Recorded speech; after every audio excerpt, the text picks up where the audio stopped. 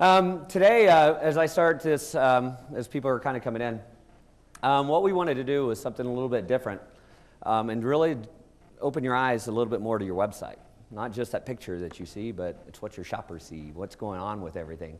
How do they interact with your website? Really take you behind the scenes of what's going on that you may have never even had the opportunity to look at. And technology out there does allow you to look at this stuff in real time and allow you to make some decisions.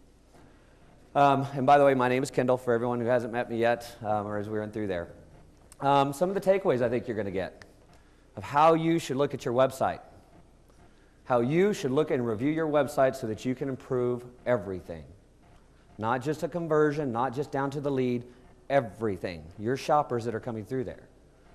I'm going to ask a question. I want some of you guys to think about it. How many pages does a customer click on before they actually convert to an email lead? I'm going to ask you that in a minute. And Kevin Fry taught me something. He threw out little awards. I throw out money. Okay? It's a little difference. I throw out money. And if we've got a real good question, we might even throw out an iPod. Okay? So we want you to really pay attention because there's a lot of stuff that goes on here. Now, as I kind of mentioned, here's a few things that we're going to run through. To start off, this is my biggest pet peeve about any of these people doing presentations. I am not here to pitch you and to continue to pitch you anymore. We have a booth to do that, right? If you want to see a pitch, come to the booth. What I am here to show you is everything that is 100% facts. And here's where this information came from. I am with VinSolutions. We are one of the only integrated, complete companies out there. So we have the ability to pull some data that no one else has. So that data is what I'm actually going to come back here and to show you. We have I looked at a little over 2,100 rooftops, 2.5 million transactions per day. On the websites, 24.9 million total visitors that were unique. And out of that, 152 million page views. And that's just for the past 6 months. So the information I'm showing you has some validity to it, you know? It's not just a couple and it's not an opinion. Now, what I did is we looked at all these different products as you run through, whether it's a DMS system, the digital marketing, all the different aspects. And again, as you start looking at all that stuff talks to each other, there's amazing information. The first thing I want to start with here is your website design. If you haven't looked at your website and really just took a full screenshot of it, you need to go do it because some of them are horrible. Just flat out horrible. And I'm going to show you, but the people who pre-registered, I'm picking on a few. People who pre-registered, I actually went through here and pulled up your site because I want you to see it in front of a crowd. These are the people who might potentially buy a car from you. You never know. The first one, I don't know if Tony's here, but we have Gun Automotive. They're in San Antonio. Kevin, Jeff Weiler, he's in Cincinnati. As you can see, as they're pulling through, I want you to kind of start to see something here because no matter what the design is, this is Midway Motors in Kansas. Mark Heitz, Pat, I see you. Thank you so much for coming. And Chevrolet. Garber, up in Michigan. The Garber girls here. We got some interesting stories on them. Peter's Cars. He's in East Texas. No, he's here. Elliott Group, are you guys here? Better be glad. All right, Greenwood Chevrolet. I even looked at Bob Moore. I sat here and looked at Shelley BMW, Holman Honda. What do they all have in common? It didn't matter what they really look like. That people, they went to their website. This is where you went to shop at, right? It did not matter if it was pretty because somebody liked it, you didn't like it, I liked that one, I didn't like that one. It all came back to what did the customer do? They all sit there and they're all shopping websites. And they're supposed to sell cars, right? But it's their difference that doesn't sell a car, it's helping the customer decide what car they want. You're the one that actually sells it. And so as you start going through here, they all contain a URL, they all have title bars, they all have inventory, and the reason I'm touching on some of that, that's part of your SEO. They provide content, which is supposed to be more skewed to the automotive sector, right? And then it's the shoppers, but also about your sales staff. Is your sales staff using your website to help them sell cars? It's a simple question, and a lot of times they're going, what do you mean? I will show you that. Here's some of the behaviors. Most visited day. Now, what we did out of this, and I thought would be a little, I like the word tire kickers, you know, because people go on your lot, they just kick tires. Well, you have the same thing that goes to your website, right? You have tire kickers. They're on here and they're just shopping. On the left-hand side are the people who shopped and did not submit an email lead. I didn't do phone calls on this because not every website is fully trackable, but what we do have is a form conversion to an email lead. So on the left-hand side is the automotive shopper. On the right-hand side is the shopper that converted to a lead. You'll notice the busiest day that they're there is a Monday. Sunday was one of the lowest. but every day was at least double digits or more. What got me, and if you'll see the average page views, the people who submitted a lead were on your website and went to 12.8 pages. And again, that's out of 152 million clicks. Hey, this isn't just something that's random, that's a behavior. This is stuff that you can learn because the shopper that comes to your website is looking for information, they're going through it, they're clicking on pictures. I mean, it's the content that you can just show them. I'm going to show you that they actually read your comments and they'll click on trusted logos. Some of the other little things you look at, I mean, it's pretty much the same. So there's a lot of little takeaways you start to get through here. Now, here's my first $25. The top browser that comes to your website, most people may know it's Internet Explorer. What's the second one? Who? Huh? Wrong. No. Mobile phone Safari. Dang, I was trying to take him out. Internet Explorer is number 1. iPhone is number 2. How many here have a mobile website? How many of you looked at your mobile website? I looked at a lot of them. No, you haven't.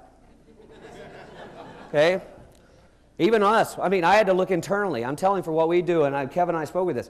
We built websites, and we built the mobile websites 2 years ago, and we've been making small adjustments. But after going through some of this, we've been waiting so we can learn how to make educated decisions on it by what the shopper's going. The problem is that's moved up so fast in the past 6 months. It wasn't like that in March. I spoke at Carfax in May. That number just keeps growing faster. But the iPhone is second, Safari third, iPad, Firefox, Chrome, Android. What's that? 4 mobile in the top? It's because it's so easy. I was the last person probably in this entire room to convert to iPhone. My BlackBerry, I can still send. I could be texting somebody right now without you guys knowing it. I was that good with it. But the difference on the iPhone is amazing. I do have a lot of fun with it, except for this battery. It's already dead, right? Hopefully the new one corrects that. Now, here's the operating systems. Windows XP, a lot of business you run through here. 7, Vista, Apple, iPhone, iPad, Android. Look at that iPad moving up. These are after millions and millions of people we looked at. Okay?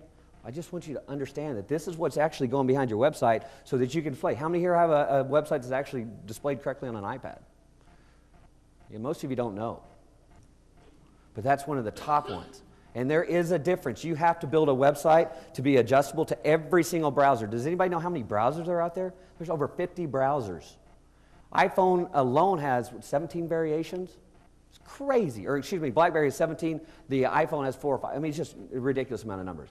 When we build websites, that's stuff we have to keep. So when you call your next website support, whoever it is, give them a little bit of slack because they're like, what do you mean? I haven't seen it. Take a screenshot, send it to me, we'll fix it. That's what goes on in there because they have to figure out what's the browser, what's the issue, and go back and correct it. Now, here's some metrics per day. I touched a little bit on it. Monday, Tuesday, Wednesday. Busy days, right? People are getting ready to go out and sit. These are people that shopped and then the people that submitted a lead. But look at the lead days. It really didn't change as much. People shop and they're out there because they're at work. Now, Kevin and I go way back and we do a lot of stuff back and forth. I mean, he really challenges me. So here's his website. How many people here know what a heat map is?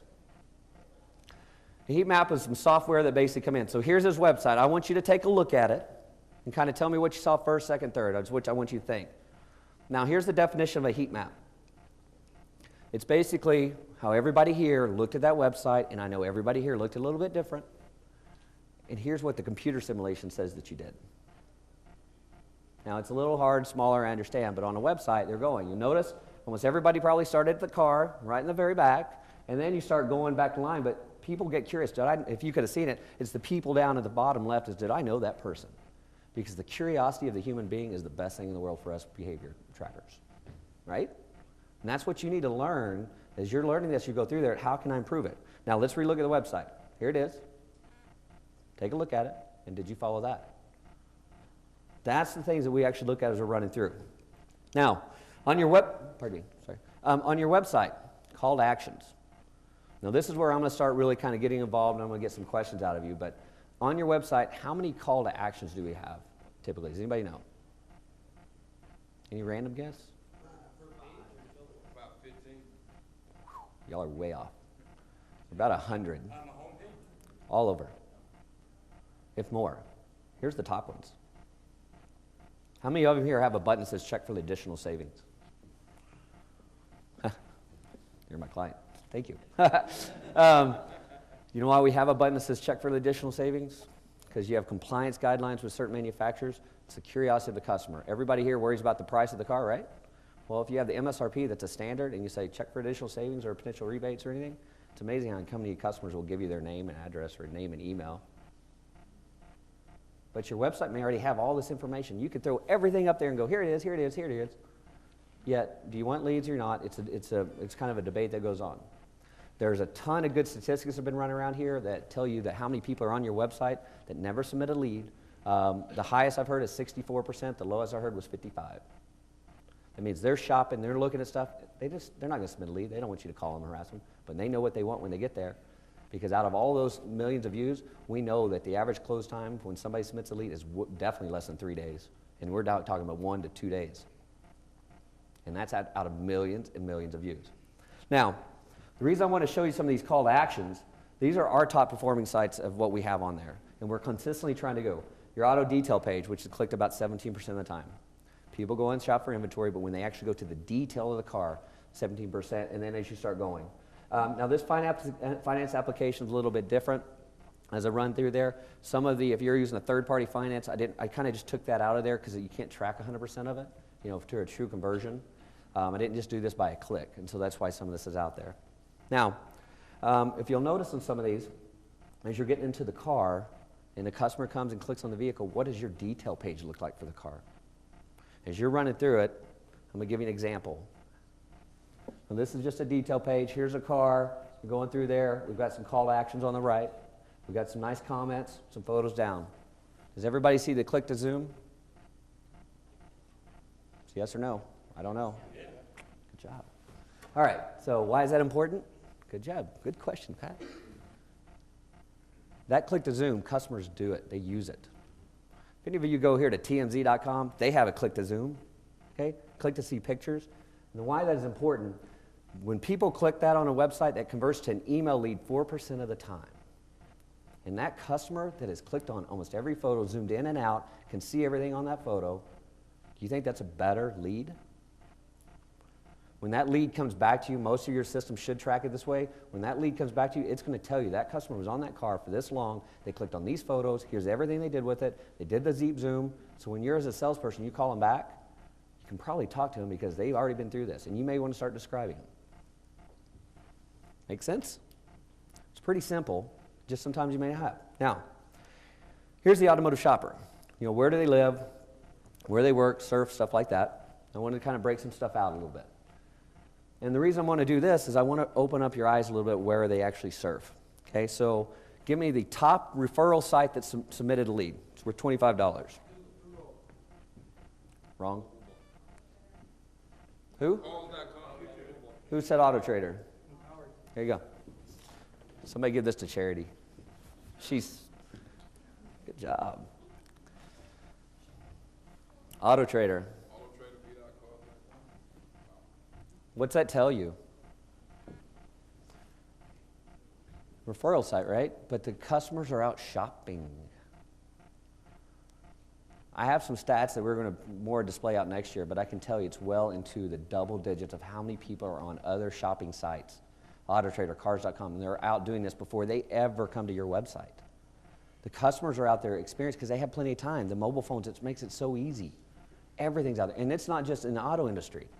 How many of the females here have ever gone to a site called Hot Look? Anyone? I see the bills that I get from my wife, right?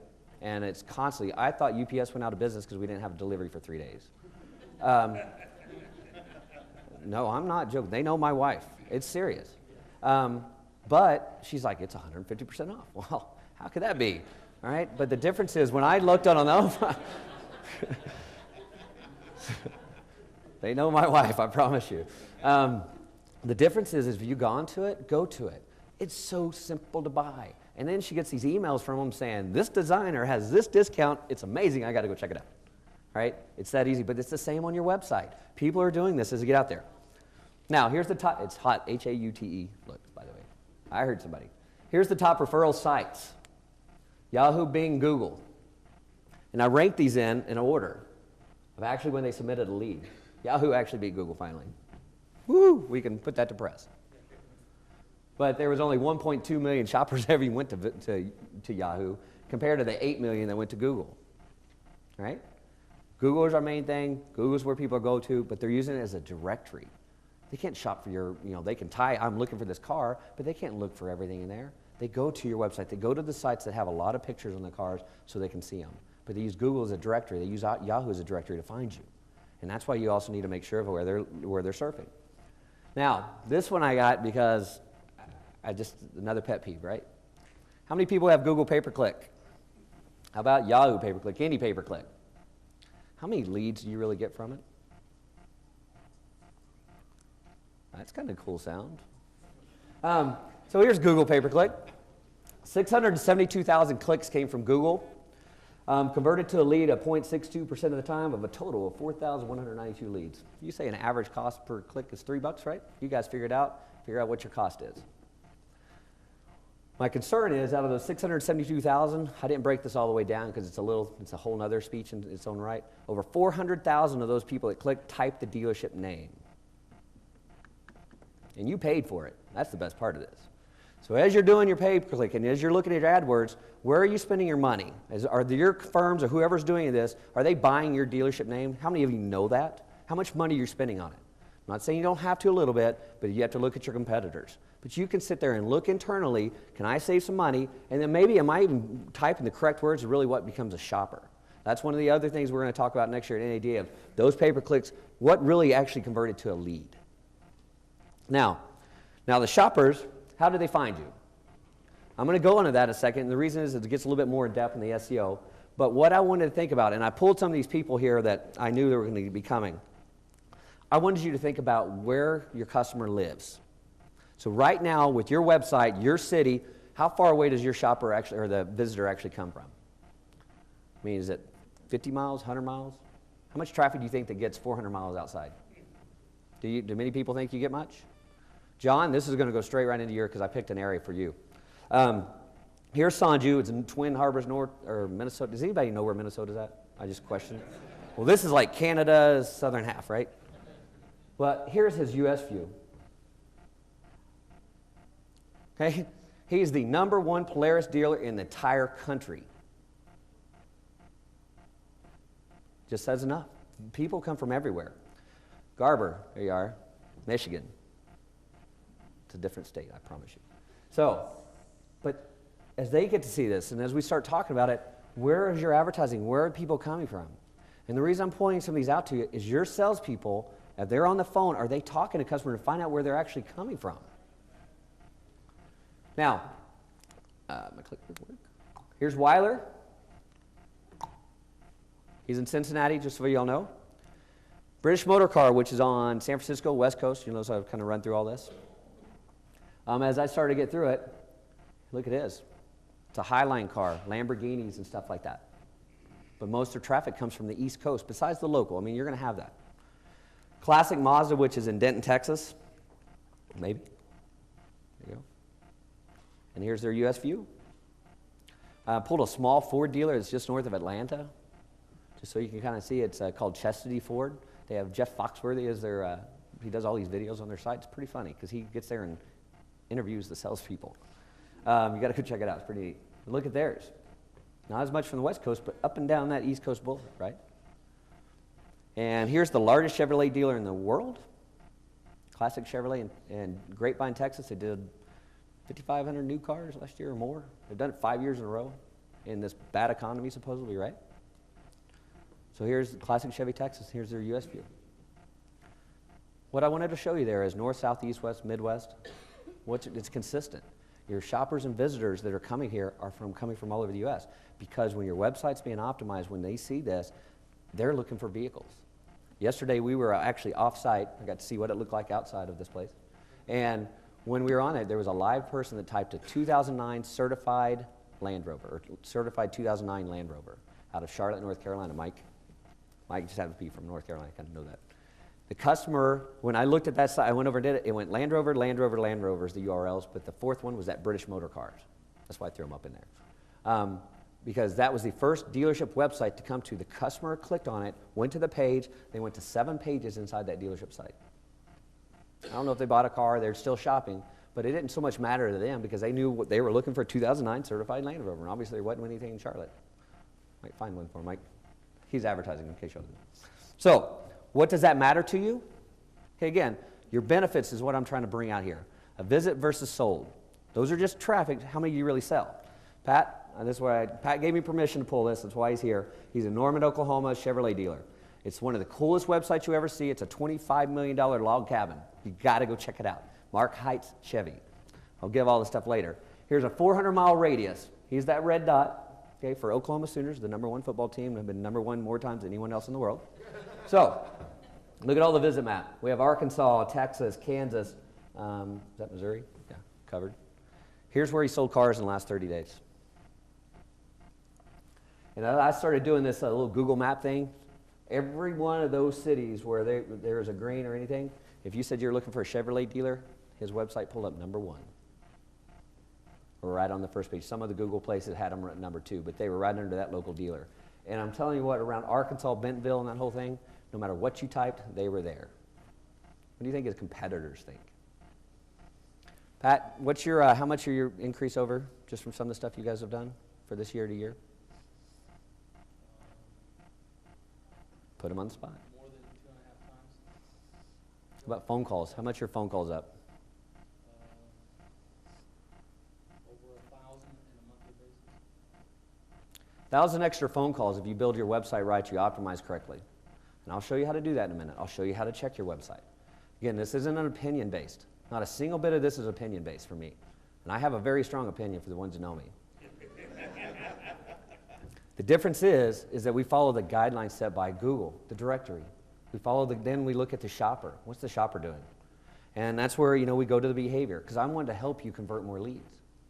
That's the bottom line of all this presentation. How do we get more leads out of this? So if you have, in an area, how many people have a Starbucks? Does people know what Starbucks is?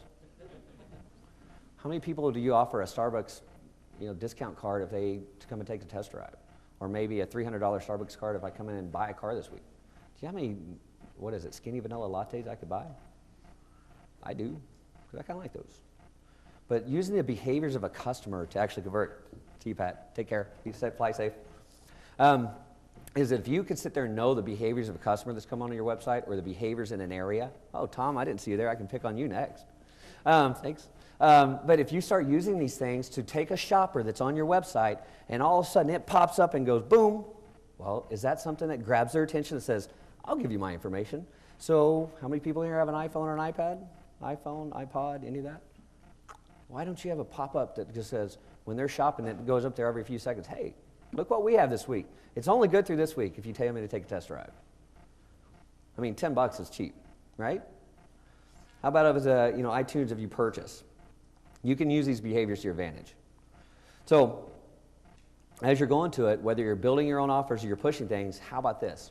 The customer's looking at your car, they click on it, and they've been searching on your website for maybe 10 minutes. And all of a sudden you can push a video. Would you like a live video of that vehicle? Isn't that an amazing thing to offer me when it's sitting probably right there on the detail page?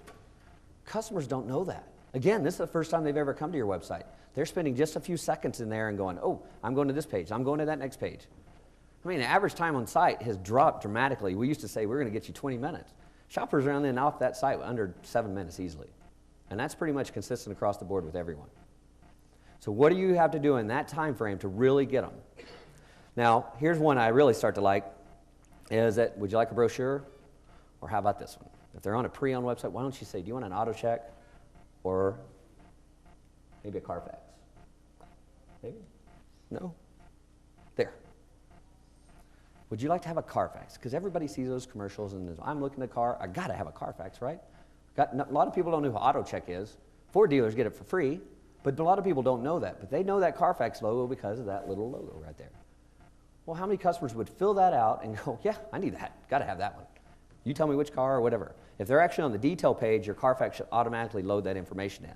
But again, I'm trying to help you with some of these shoppers because almost everybody in here will have thousands and thousands of visitors to your website, but maybe you convert 1%? Come on. It's because you not knowing a lot of this. Yes, sir? So if you have free Carfax button on your site Yeah. somewhere, should you take that off? No. With this pop-up on? Heck no. Okay.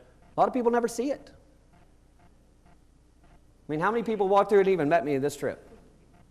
See, you think about it. You're walking through all these different things. I'm seeing all this stuff. I know me. A lot of these people know me. I didn't know a couple of people were here. I didn't see them. This is a pretty small community. Difference is your website. They're there for only minutes.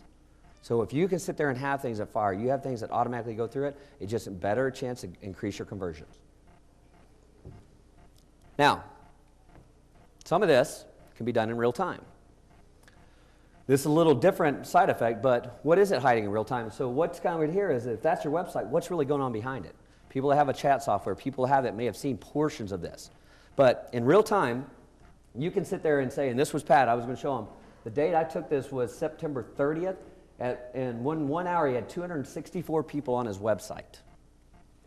On the right-hand side shows me the behavior, what that customer looked at, what the IP address, if I know that they were coming from a business, or maybe if it's an iPhone, any of this information they're running. I knew what keywords they typed. I know the current page. I could see everything. The one I have highlighted, it may be a little hard to see. And I will send this deck out to anyone that asks. Okay, I will pay. You can pay me. I will send it. I promise.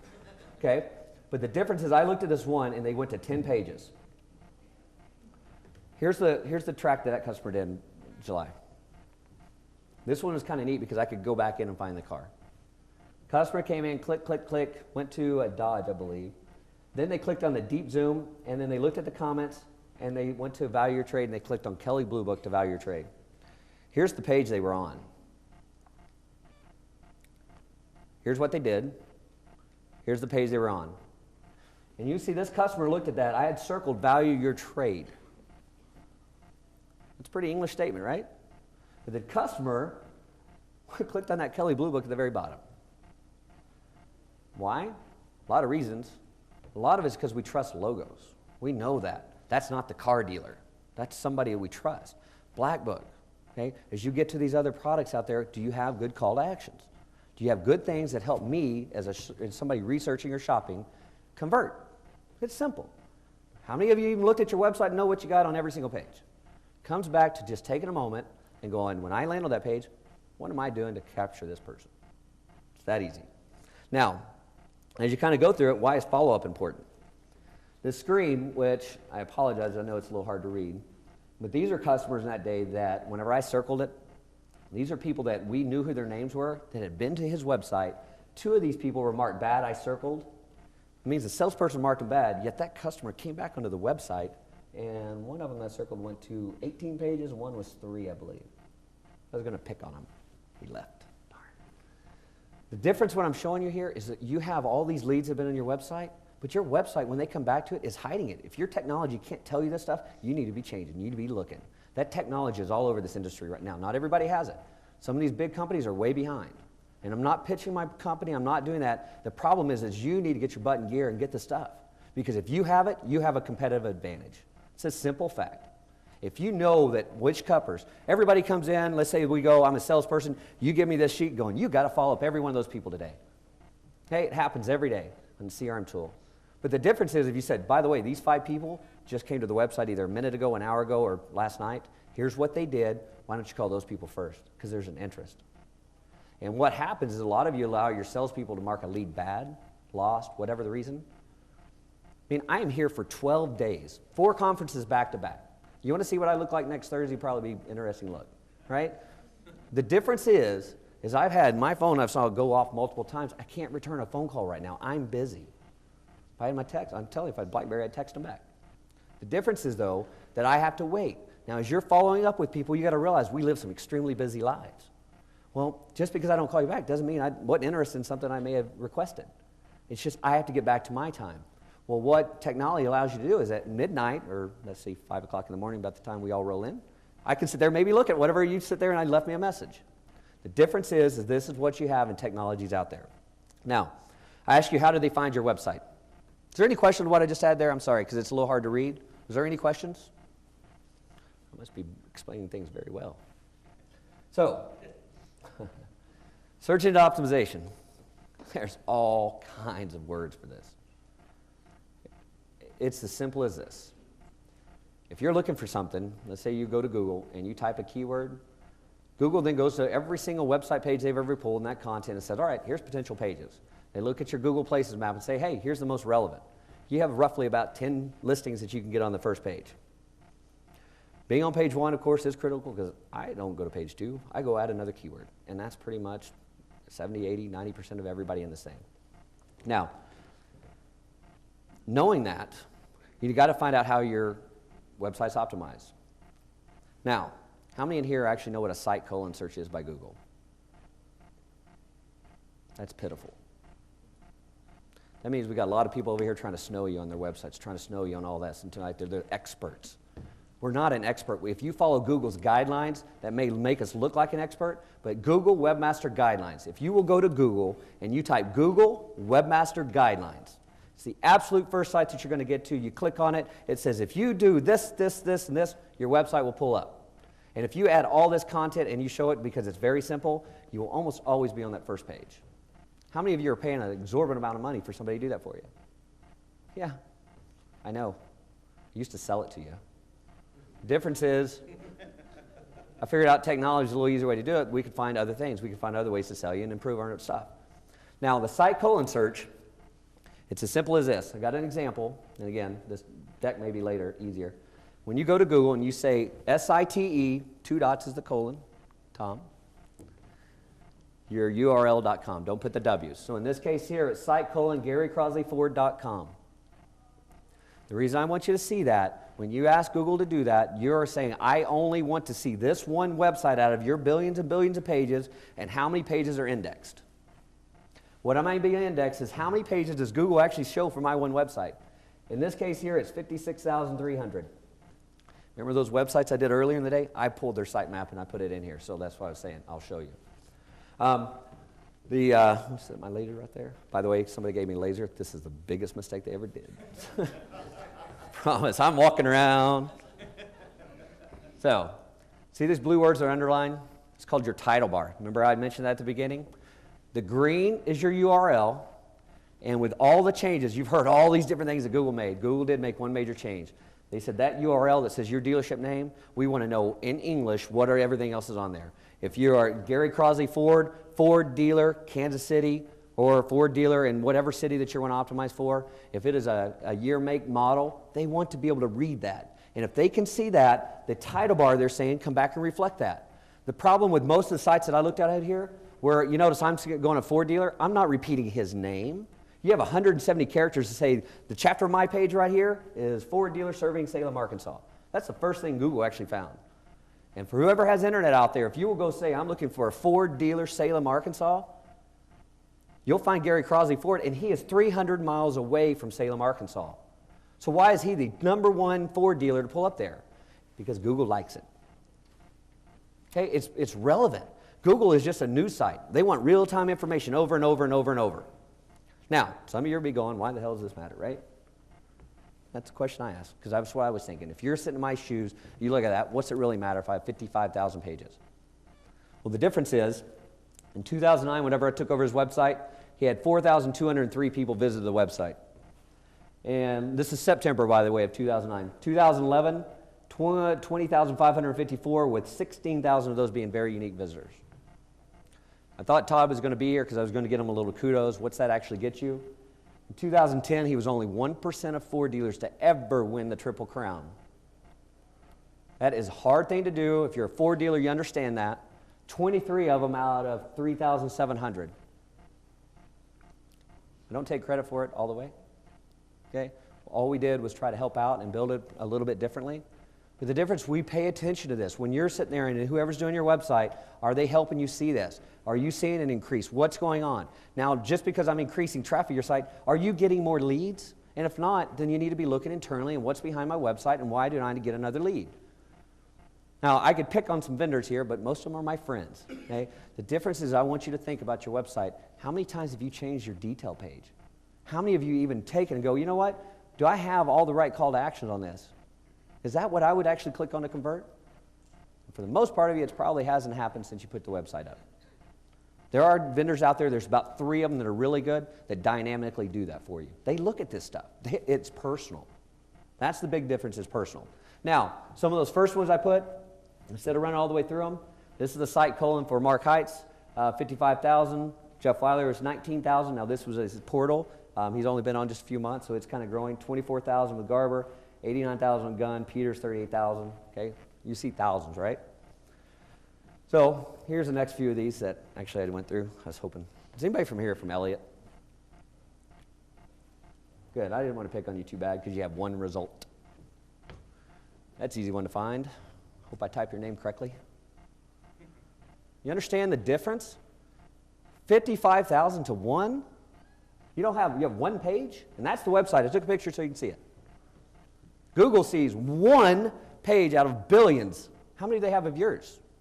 Do you even know? That's why I want you to know. This is very important because this is how your optimization starts to really put you to a whole nother level. Everybody's here wanting to get better technology, better, but you got to also look at your website where your customers are at and your shoppers, because if you don't, you just cost yourself. You can go out and spend a fortune out here, but if you don't get any extra leads, then what the hell does it matter? Right? Simple. Now, here's some other ones. Warden Martin, Larry, sorry, because I just pitched him about an hour ago. All right, he has 1,100. This is out of Miami. Marshall Toyota, they were signed up. I'm probably happy they didn't come, 2,900. There's Haley Auto, which is 73,000. I got to admit, it was my client. I didn't know Bill was coming at the time.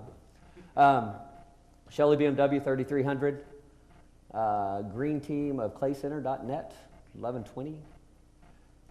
Greenwood Chevy, you have 3. If you're here, you got to look at it. I'll show you how to do it. It's very, very simple. Stahl Motors, 3,600. There was a good one actually in here that was somebody else. 268 for them. Flemington.com, which is a huge group. I know this group. This is a great example. Is anybody here from Flemington? I will show you how to correct something immediately. Probably a good thing. So, 5,000 total pages. If you all know Flemington, it is a pretty good sized group. Look at all their advertising. All they have is their name. Their name's right there. Flemington Cadillac. Well, it says Cadillac Flemington. Is that all they do? One thing? There's 170 characters up there, and they maybe have 20 on each one. Does this make sense? Does everybody understand why the site colon is so important? Because Google gives you this tool, not my opinion. Google gives it to you and says, look, here's how you see it. Here's how you make the changes. Here's the guidelines you run through. Here's a couple more. Bob Moore, which I know these guys pretty well. They're 21,000. One issue, I don't know if Brandon's here. That page right there, you notice there's no picture. It's because a lot of videos or something going on. Google's having a hard time reading that. That's why I wanted to show the picture. I almost forgot to tell you that little point. Here's a couple more real quick. 1140 there. Planet Automotive, which everybody knows, pretty darn good sized group, right? They have a total of 763. Keystone Volvo, 1940. Fieldman's, 17. Moley Toyota, John. 7,260. Okay, it's nothing different. It's just, is it your website built properly? Is it built according to Google's guidelines? Not because it's a template-driven site and it's easy to put up and it looks great. Okay, it's the difference of who are you following? Are you following my opinion or are you following Google's opinion? And I'm sorry, but I got to follow Google because that's the one that really gets you the extra pages. BK Ford was 6. Here, I'm just running through BMW stores. So all these are in there. Rusnak Online, I'd actually talked to them a couple. I think she made a bunch of changes, had 24,000, so I was pretty impressed there. Let me go through. How many more did I got of these? Good Lord. You get the point, right? I won't bore you here. Additional help. How can your salespeople benefit this? When a salesperson goes to the website, or they're on the website, or they're talking to a customer on the phone, let's say, one of the simple things that they can do is ask the customer, are you driving? Can you go to a website? Are you at a computer? Now, you asked me about a car. Let me go to it. You can go to my website, click on the detail page, and say, here's either a specific stock number, or I can sit there and say, hey, just click on new Chevys or whatever your make is. As I'm talking to you on the phone, and I'm trying to help you, I'm visually looking at whatever that specific car is or all the cars I may have. And when you're visually looking at something, you can absolutely describe it much better. It's just that simple. But a lot of people forget that. Your salespeople, they're on the phone, they're doing it, and they never even look at it. You can give your salespeople an iPad, and they can use it. It's big buttoned, okay? The difference is you can have just your inventory on there, and they can, oh, yeah, I got that car. Oh, what color interior is it? Does it have a stick shift? Remember those questions you used to always get for the people who've been in the business for a while? Most of your salespeople have horrible product knowledge. because they're busy trying to sell a car, right? Hey, it's all that free time during the day.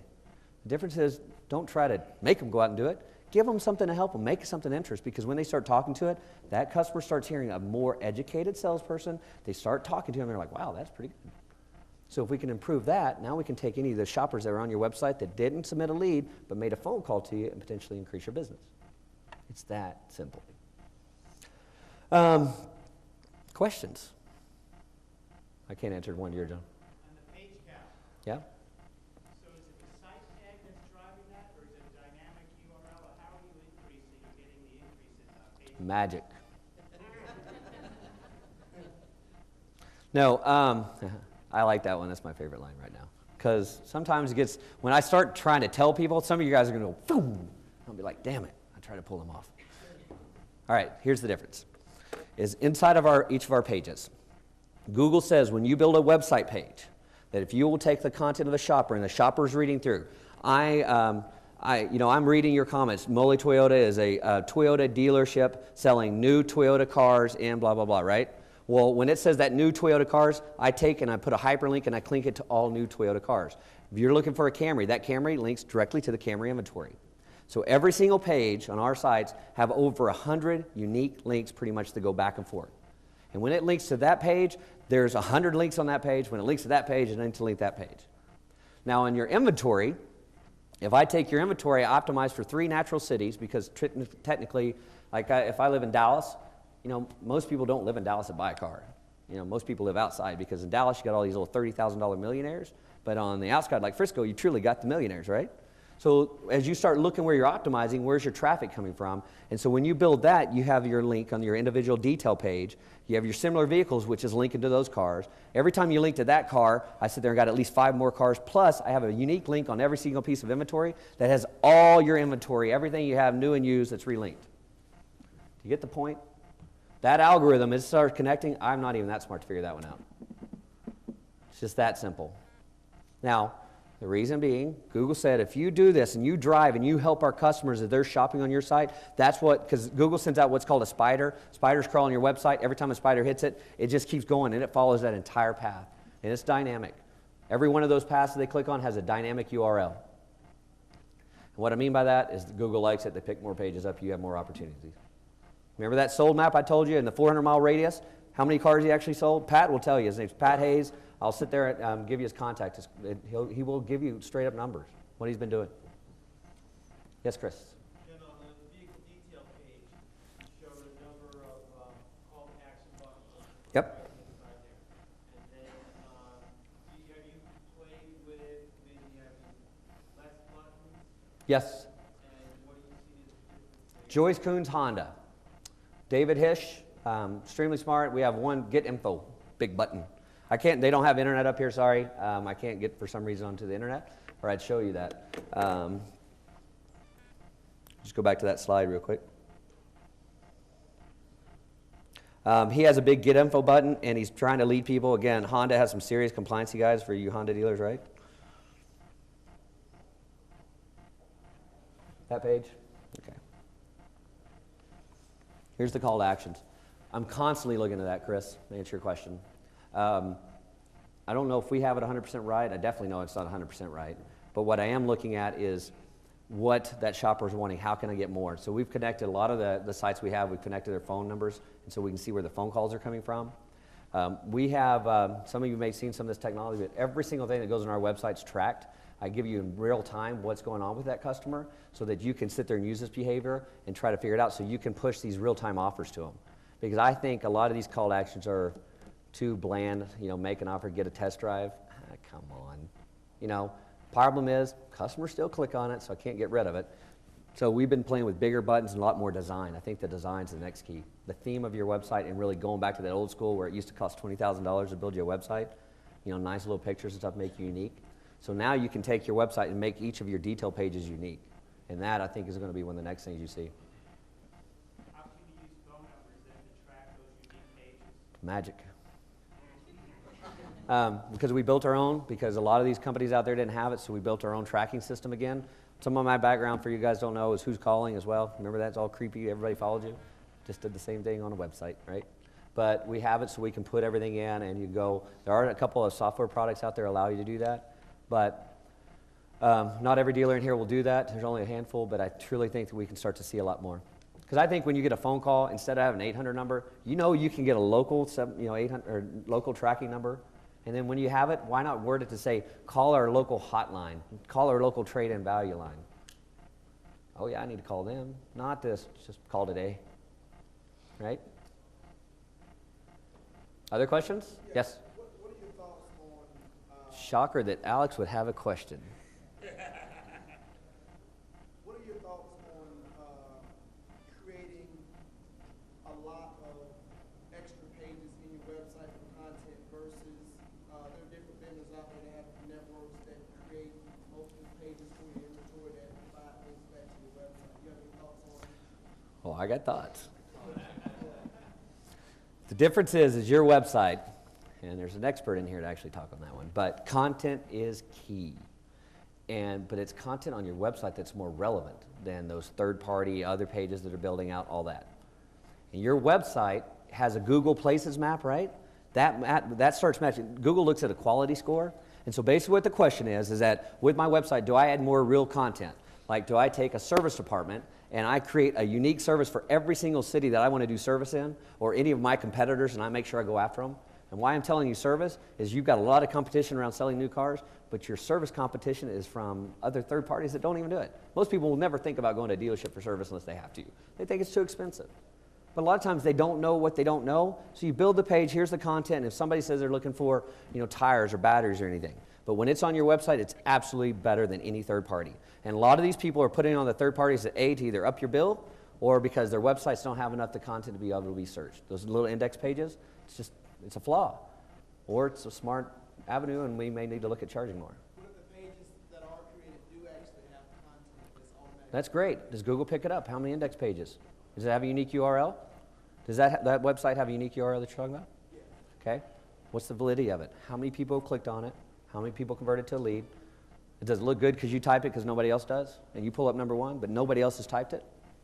That's the questions you need to look at because that's your shopper, right? Now the shopper found it, and if there is some validity, like for example, I do believe like your body shop, some of these pages, even your service department. I think a service department could have its own, but I think you need to look inside your website and how many pages your service department have. On an average, our service department pages have over 30 unique pages when we put it on the site because there's a lot of stuff. Well, as a customer, I should know when I get to and I click on your service, how many people do you have master technicians? What if you had a video of them? Why don't I have a question like Ask Our Tech? That Ask a Tech is one of the top performers, right, for service. I broke the service down the bottom and I kind of skipped it. I apologize. Service just kind of generic parts, and Ask a Tech out of 26,000 times clicked, converted at 6,000 of them. 26,000 to 6, 25% conversion? Now, these are the things I look at because we can go back in a website and go, how do I increase that conversion on those? Do we have too much information? Like, for example, when somebody say contact us, do I have their first name, last name, I want this address, I want your previous address from 3 years ago, I want all this other stuff, or I'm not going to sit there and contact you. And almost everybody's website in here has it because ours did too. That was the way we had to do it because of certain CRMs. The difference is that we actually changed it, and when you go to a Contact Us page, it says, do you want me to call you, email, or text? And it's 3 big boxes. And you know where I got that idea? It'll be 1 second. Apple. Simple. Yes, sir.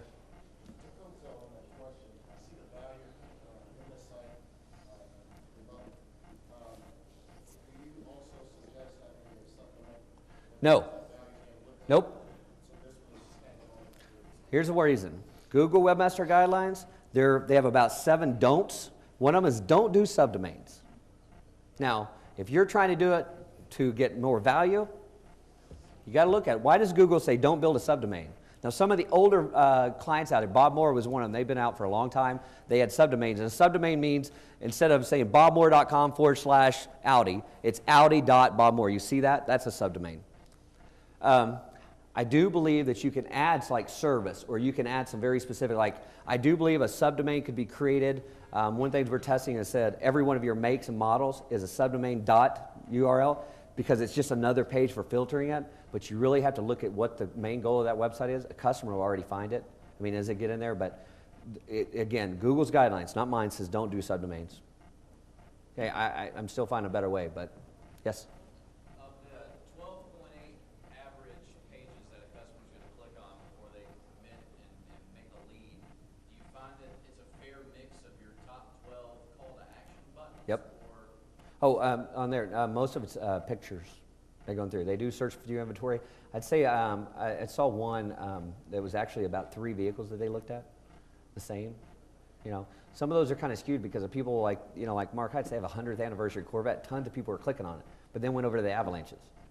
We actually had a lead that submitted a lead on the Corvette, but when we looked at it, the customer looked at 3 Chevy Avalanches. Now, you know, this is where your CRMs come into. That CRM that he had, you know, wouldn't just say, hey, follow up on this customer and see if they want to buy a Corvette. The salesperson, when they got it, said, all right, I see they want a Corvette, but why did you look at 3 Avalanches? So let me get, it's a smart CRM. It told them what to do. So don't be careful. You got to be very careful. That's the difference. Does anybody understand what a smart CRM and a dumb CRM is? I can tell you which ones are the dumb CRMs if you want to know. Simple. V1, yeah. Now the difference is a smart CRM needs to help you. It needs to give you this data. It's there. Alex uses a different product. I've known him for a long time. He's got some stuff that's inside there. But this is about what your website hiding. And that content that comes off the website goes straight to the CRM. See, that's why this, if it's not integrated, it'll get in there, hey, Ralph. So is all that stuff going in there? That's the key to this. That integration of all this data is stuff that you can help and use. Other questions? Yes, ma'am. I took chat out because not everybody had it as a pull in there. Chat is one of those things that I've seen chat when they put it up on the site that just pops, right? So Gary Crosley Ford, for example, one of the examples that I had in here, he has chat and it goes all the time. It's annoying. Okay? Customers, what you see, you got to determine where they're clicking on chat.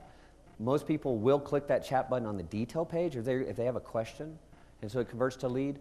I will have more on that at NADA next year because we, even with our own chat, the stuff that we're putting in, I think there's a smart way to use chat, meaning that you watch me. I truly believe we're going to change something in the industry. And the simple thing is that there is more people that come to your website in an hour than maybe on your entire lot in a day. I mean, Pat A's crewed it. Some of my clients, I can tell you, I mean, almost precisely about how many people are on their website right now. If I was live, I would show you live how many are on there right now. And it's, for the most part of it, it's at 7:30, 8:30, or 9:30 at night. Yet people are on your website. Yep, you probably don't even have anybody looking at the traffic on your website. What do you think about on-site blogs versus doing blogs off-site? Well, see, I think if you have an off-site blog, the question for didn't hear it, on-site or off-site blogs, I think the off-site blog has some good URL. I mean, if you take Ralph's blog, I mean, it's known, it's history, it's got relevancy. You know, you put that stuff on. How long have you had your blog? And what the hell does it even say? Are you just doing talking because you want to talk, or is there validity and relevance and all that other stuff?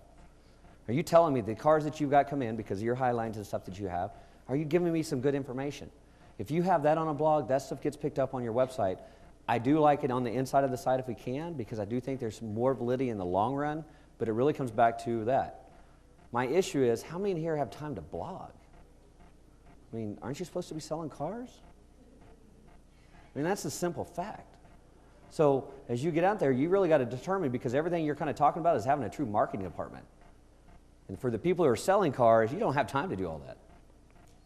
That's why technology, and I told you I kind of stopped selling SEO for so high. Ralph's known me for a long time. I sold the hell out of it because it's easy. It's simple to sell it to you. The difference is now is that technology. If you have a website vendor that's correct, that's automated. That's automatic. You do not have to think about that. All you got to do is look at the numbers, and then you start looking at the traffic going, how can I then tweak it? How can I make it better? But most of you in here are probably paying for a managed SEO or paying somebody to do your SEO. I like you because you need to come talk. Other questions? Yes, sir. One moment. Sorry. When somebody is on your site at 9 o'clock at night, you see it the next morning, are you following up and calling them? If you know that customer's name, absolutely. Hey, this is Kendall. I just wanted to follow up with you. I haven't talked to you in a while. I was just on your website. No S-H-I-T. For Tom, if you couldn't spell, I'll tell you what it said later. But if it's not somebody you communicated with yet, you wouldn't follow No. up or call them. Here's what I would do, is I would look at that behavior, that customer, I would go to my advanced coupons and say, do I have something, a behavior or whatever, and I could push to them, so the next time they log on their computer, right there is a coupon. It says, that might be relevant to you, because you don't know who they are. Now, I want to know who you are. Amazon does it to you. You realize this isn't just new. We're one of the only companies that have it. I have that advantage out there. We have an amazing competitive advantage. And our dealers that use it definitely have a competitive advantage over their competitors. Because most of you are just now learning about this. But it's been out for a long time. That's why Amazon will follow you all the way around the world. Tell you, this is what you need to buy because you bought it a year ago. Same stuff. And this is first party, by the way. All this third party stuff you got here, this is first party information. They're on your site. You control it. Yes, what was Auto Trader, is that what you said? I can tell you something about Auto Trader. Now, they do own us, by the way, so I don't have to be anything, to be honest. The difference is I can tell you straight, but shoppers go out there, and it's proven. You saw the referrals. Okay, I'm not just pulling these numbers out of 152 million and go, ooh, let me put Auto Trader top. So for those of you who don't know, Auto Trader purchased VinSolutions in July. It was happy for us because it wasn't one of these typical ones you go to and next thing you know, who the hell was VinSolutions? I remember them. They had a great party the other night. The difference is that we have all this data and people are shopping. So on our stuff that we can come back in, we have a lot of advantage. But what you will look at, I'm just saying, look at your own stuff. You will see where are the shoppers. And your CRM should tell you that a customer was on cars.com, because I have a good relationship with them as well, that they were on cars.com and they clicked and then they come over. So when they actually submit a lead from your website, does your website get the lead credit? Or does the actual referral also say, hey, you know what, they were there. And the reason you need to know that, because when you're talking to them, you can see this. Hey, I don't know if you go to cars.com, we got a lot of cars up there. What do you think of it? What's your opinion? Thought your pictures sucked. Well, I do too. That's why I was asking your opinion. By golly, that's why we're going to change that guy tomorrow. That's as simple as you can get out there. Other questions? None? I'm going to keep you in about 5 more minutes just because I can. What type of coding do you use to track these behaviors on the website? Who knows the question, the answer I'm going to give them? Who said it first? Somebody over here. Somebody right there. No, we are a Microsoft.NET platform. Is that what you're asking? Or what are you talking for? So what's the coding? Where do you measure? Where are you capturing the behavior? Where they are on those on the hot map? And where they're Oh, actually, great. I was going to point this out. So the heat map is just kind of a survey of a random question. Now, Kevin and I brought this. He brought it to my attention in March. I'd done heat maps about 3 years ago. It'd been some stuff we'd seen. What we've actually gone is we have unique identifiers on every single possible click on our website. We have thousands of different places on a page that of all throughout our websites that you can click on. And everyone has a unique identifier. On the home page, for most of you, you'll have about 3 different places on a home page you can click on new inventory, right? Well, new inventory gets credit for most websites out here. I'd almost say every single website vendor out here only gives 1. We will tell you all 3 because I want to know, did that customer go past the navigation bar and actually click on the new inventory after they look at the pictures? Are they actually using that rotating banner that's telling you what's going on in real time? Are they clicking there? And then I want to take it as far as, this is the only thing I don't have yet. I have those other clicks that are going. It's like a connect the dot for me. But I don't have the photos. I want to know exactly how long they stayed on that trunk.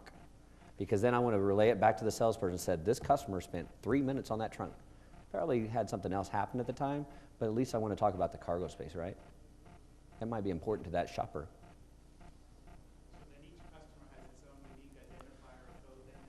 Yes, and that report comes back to our clients so that we have it, because what you're saying, John, or what, in my way, I'm going to say it back to you, is by having this kind of information to display back to you, then I can sit there and look at no matter what city. You don't have to say, I'm different in San Francisco because the people in Cincinnati are different, right? But how's the shopping behavior between those two? Are they the same? Your website right now tells you they are.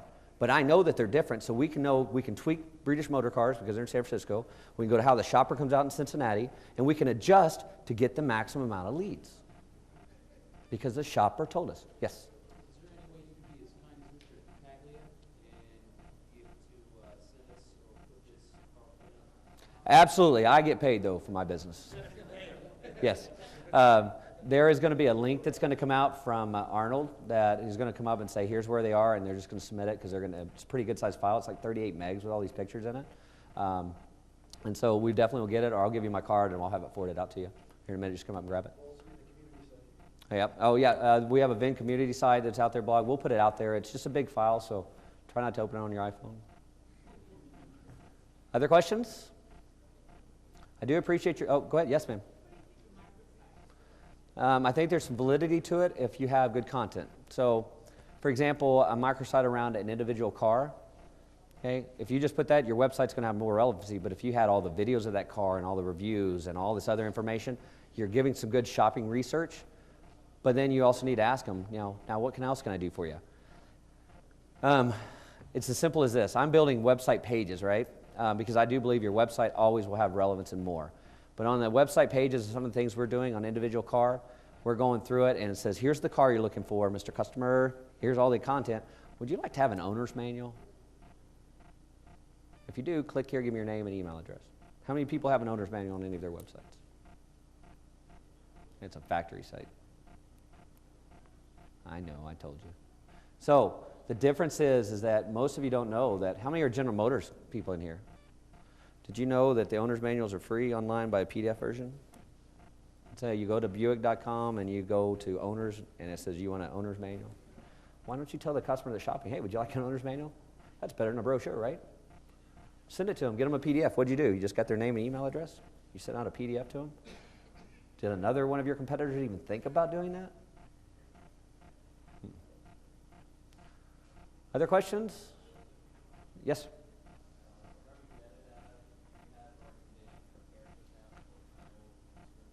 Follow the search engine. Do people know that Google doesn't search metadata? How many people are being sold that, though?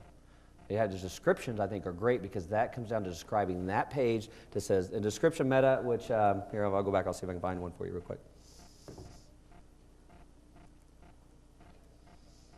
Oh, sorry, it's down here real quick, so, because this is a little bit more to explain. There's a description of on your cars and your pages. When a customer's shopping, it's like reading the quick part of the news and saying, do I want to go a little bit further? I don't know where it's at in this. That is a description, but that thing should be done automatically. You do have meta that you can put in there, but you have the standard stuff. Like a meta saying that this is a year, make, model in this city that I'm looking for. Do you want a year, make, model for sale? That's kind of the meta information. I think you just really look at what the keywords the customer's typing. Here's another one for you. Google, go to Google. I love this one. Go to Google and type Google keyword tools. Anybody need help spelling tools? Just checking. The reason I'm saying that is all this fancy stuff that some of these people are out here telling you, right? Google will tell you what the keywords are that are typed the most and how much competition. And it's free. And dealers love free, right? Simple fact in life. I don't have it. I'll send it over. I'll show you the description. It's a little harder to explain in this type of thing, but I can take it offline and help you there. But the Google keyword tool, you can say, I'm looking for Ford Baltimore, and it'll tell you approximately how many times it was typed, how much competition, and it'll show you what most other customers actually type. They'll actually say, used cars for sale or used Fords, and how many times it was typed, and is there much competition? There's a lot of stuff to help you, but don't hope it. Yes? I know the tool you're talking about, and I've heard different things. Like there's global monthly searches versus local. What's your definition of local? I've heard it's US. Nobody knows. Going from something else. Nobody knows. If somebody's telling you it's their opinion. Nobody truly 100% knows. Ralph has a great opinion, I know. Yeah, But I mean, you know how when you do a Google search, it'll come up with the local results? I probably shouldn't have said Ralph. He's going to keep talking.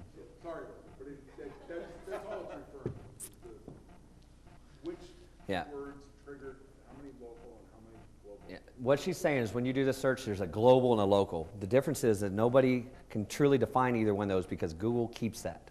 Then the local may show there's only 81 searches for a make and a model. But on a global, there might be 18,000. Well, you're not really worried about the global. Now, what I do look at is if there's quite a bit of it out there, there's got to be some validity in there. And that's what I look at more than that because we've both been to the automotive summit there and we've asked some questions. You have to sign this NDA, but they still don't know. And half the people you talk to Google don't know. I asked somebody at Google when I was at a thing in Yeah. San Francisco, and they told me local was the whole US. Yeah. But I didn't know. And then what's the global? I have somebody at Google that I talk to fairly regularly because we spend money with them. He told us it's whenever it generates the search or generates, the maps that come up Google Maps, that's considered local. But, Yep. Kendall's right. You just I taught at Google. I went to the one in, sorry, I didn't mean to cut you off there. I went up there to teach them because they didn't understand what happened when the lead hit a website. What the heck are you doing? know what that answer really is? Yeah. Magic. Right there, man. I like that. Magic. I like the word magic. Other questions? Yeah. Alex, you're always a step behind. That's why you got your website you got. Other questions? Yeah, and I can prove it. You know I can. All right, other ones. Anyone? I've kept you in. You've stayed longer. I do appreciate it. Thank you so much.